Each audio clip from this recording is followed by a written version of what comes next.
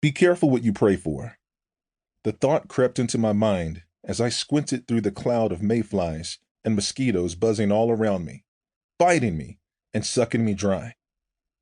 I was in the middle of my farm in 2014, mowing fields on an ancient tractor that wheezed and growled as I ran over and cut and crushed the stubborn Carolina growth. Brush hogging, they call it, and the job's just as tough and ugly as it sounds. The sun beat down on me like a mallet. Sweat ran down my face, turning my shirt as wet as a washcloth. Dust billowed up from the parched ground in angry, empty clouds. The grit coating my clothes, my hat, my skin. It got inside me, too. With each breath, I sucked in Carolina dirt. Every time I blew my nose, black mess came out. I prayed for this, I thought. I gave up mansions and millions for this. I gave up comfort and luxury and a career that countless kids all over America dream of. For this, a kingdom of mosquitoes and dust. And the land, like the mosquitoes, was slowly sucking me dry.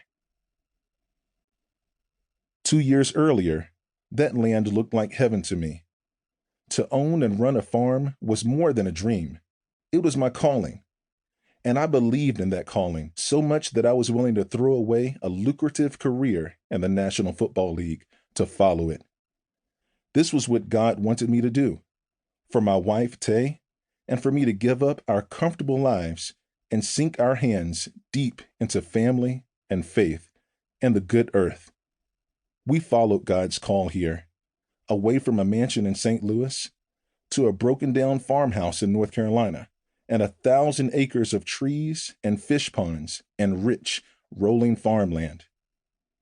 In October 2012, we bought this little corner of Carolina. And when I stepped onto the property for the first time as its owner with Tay and my oldest son, 5-year-old JW, I couldn't contain myself.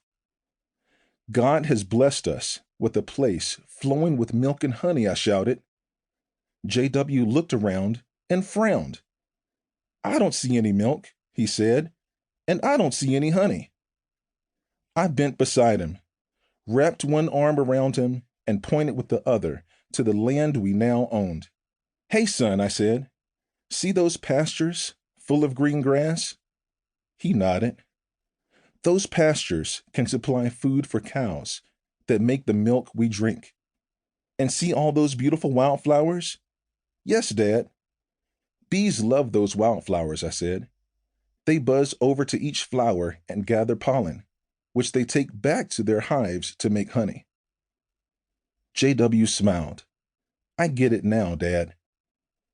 He looked over the farm with a bit of wonder on his face. His new home was a living illustration of God's design and provision.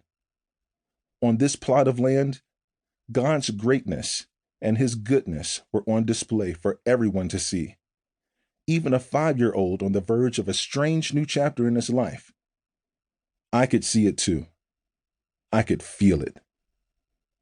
Jesus said in Matthew 6:33, "Seek first the kingdom of God and his righteousness, and all these things will be added to you." Tay and I prayerfully sought out the kingdom and the righteousness of God. And this corner of Eden, is what was added to us. A blessing, a gift. But sometimes even God's most precious, most miraculous gifts come with little asterisks attached. Sunshine is a gift, but too much sun and your crops will wither. Rain is a gift, but too much rain and the crops will be stunted or wash away. Children are gifts as well, but no parent on God's green earth will tell you they're easy to give birth to or easy to raise. In 2012, Tay and I had our land flowing with milk and honey. 2 years later, we knew it was filled with sweat and tears too.